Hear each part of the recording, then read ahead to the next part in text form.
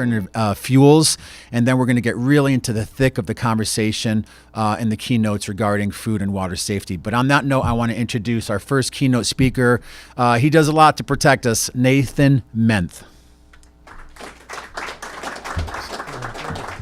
Good morning. First of all, Ark, thank you for the opportunity to speak today. Michael, thank you. Rick, appreciate your help. So today, the resilience that was mentioned, we need to focus on the emergency preparedness, and it is very easy to look at a fire engine and say, what can they do, and what do they do? And absolutely, we strive to assist the public with that. However, for emergency preparedness, it actually starts as the civilian, the homeowners, myself off duty. So I've got a couple of things that I want to cover today. The emergency preparedness factor in relation to wildland fire. When we talk about threats to the community, one of our target hazard areas is the community as a whole in relation to wildfire. We have a very dense population that's mixed with wildland-urban interface. And what that is if you picture the coastal with the ocean right up against the coastline, that's the boundary set. In the intermix, in the interface, there is no boundary that's set. We're plugged throughout the community with parcels, property, beautiful properties. And to do our part as fire suppression personnel, educating the public is actually a huge factor to that. Public education with wildfire prevention is such a broad scale. I'll try to narrow it down here to 5 minutes. But I want to focus on two aspects. There's a direct approach that the public can take, and then there's the indirect approach. First, I'm going to talk about the direct approach. The direct approach is indeed the hands-on. It is the opportunity to do what you can do manually to clear your yard, clear your roof, clear your property, leaves, gutters, pine needles, anything that can harness that ember or spark in the event and the inevitable event of a wildfire. Although a majority of wildfires in California are caused by humans, whether it's accidental, intentional, there are still aspects of wildfires that are caused by Mother Nature, lightning, etc. So the direct approach is eliminating the fuels or reducing the fuels. When we talk about that, we mentioned defensible space. I'm sure that's no secret word to anybody in here. Defensible space is the section around property that's viable to clear in an appropriate manner. 100 feet with 30-foot clearance around your house. You can have the green vegetation, the planted vegetation. You can even enjoy the natural vegetation. But without the fire's natural ability to come through and consume at a slow rate as it used to prior to the population being here, we have to take into consideration life and property. My co-partner, Chris Mertens, did just arrive here. If I could, I'm going to allow him to come on in and join me. He is also he's an employee with CalFire. Come on up, Chris. When we're talking about life and property, that is what your fire departments, your fire districts, and fire suppression personnel, we care about. The environment is in there as well. However, with life and property, that directly affects the ability for the community to function, and we see an importance of that. So when it comes into the direct approach with the fuels reduction, the labor of clearing your property, we definitely support that, and we would strive for that. Talking about some defensible space currently at the moment, and then I was going to move on to an indirect. So we talked about direct, now I'm going to talk about some indirect. Indirect is the mental preparedness, that mental state of readiness. We all hope for the best, but let's prepare for the worst. We've heard many stories come out of California in the past 10 years of significant fires, fire behavior growing, and the preparatory,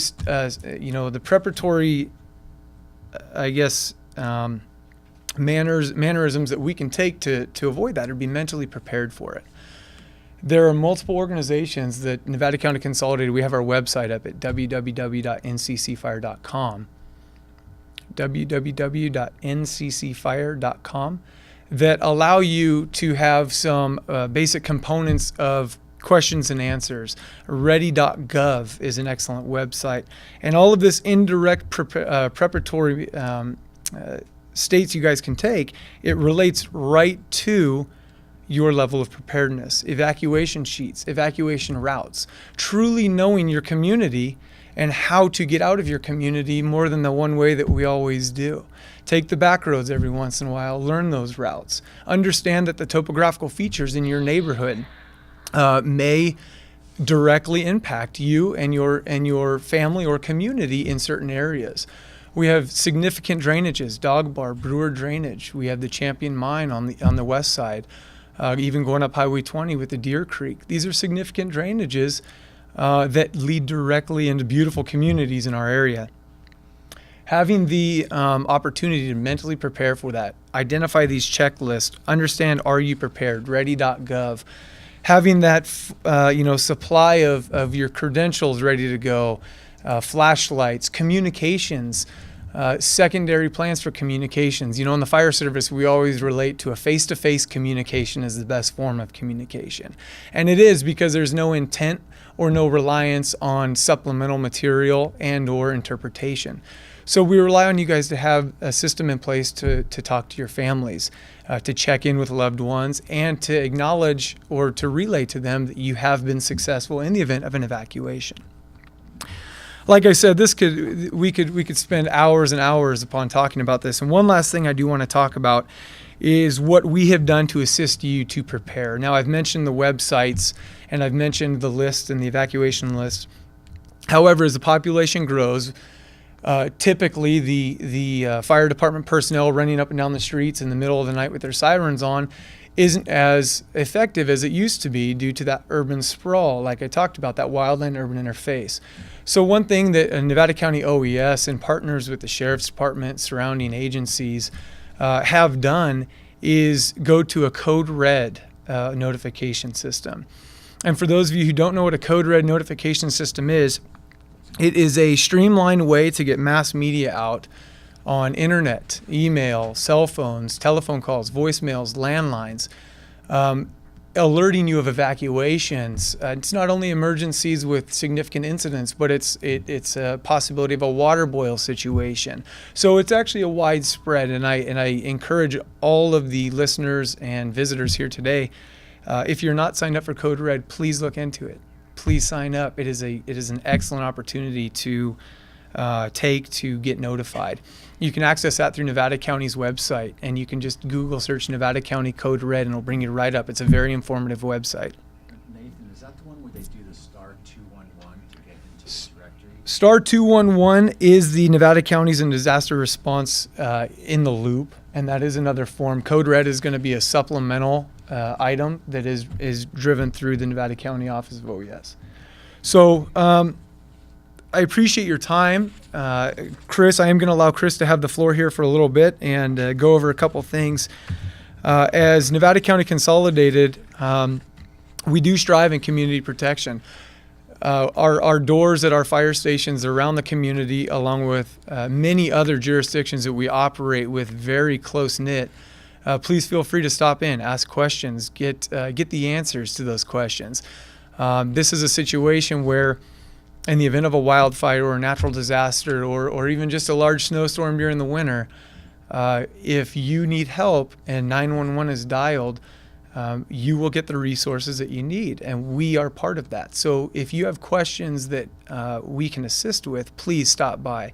You don't have to call 911 to ask questions, but swing into a fire station, swing into a police station, CalFire stations, and so on and so forth. So I'm going to have Chris talk for a little bit, and then we'll field some questions, and thank you for your time.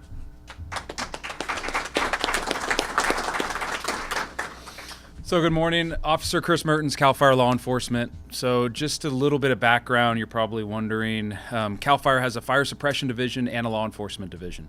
So my job is to basically enforce forest and fire laws, which is why we're all here, the big dilemma in the state right now.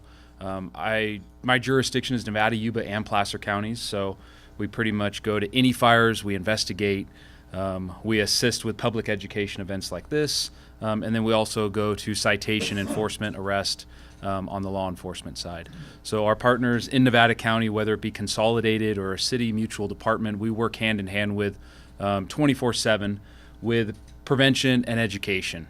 And that's why we're all here today. One of the biggest things that I'm part of is I'm in charge of all of our defensible space inspectors for Nevada County, Yuba, and Placer County. They work in our shop in the Prevention Bureau.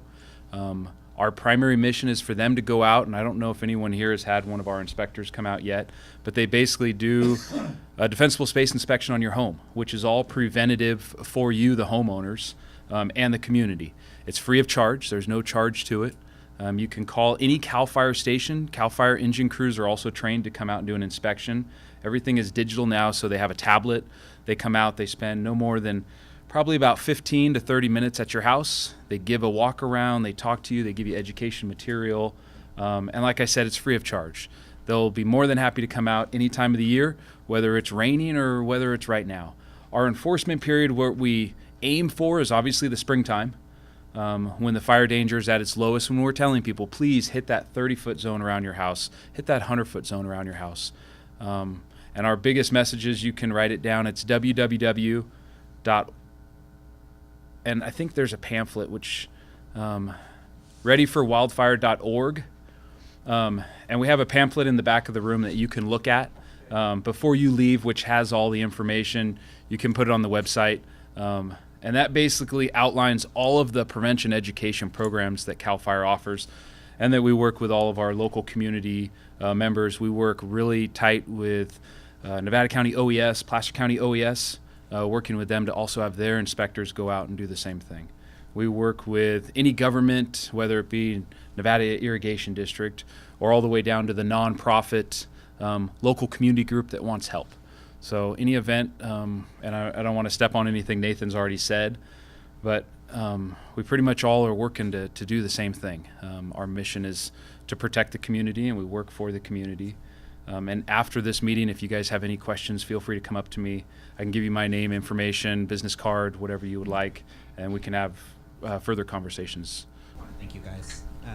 And we know how important your work is here. Everybody recognizes that. There's no question about it, but I think it's important that we say it and acknowledge it. So thanks. Yeah, and as the coordinator, thank you. So in the event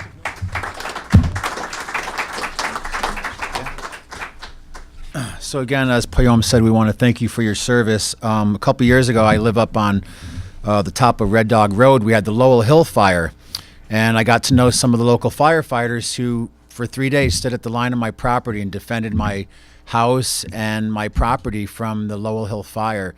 And it was an amazing time of bonding. We'd bring up coffee and food, and these guys really put their life on the line for our community. So once again, thank you so much for all that you do. And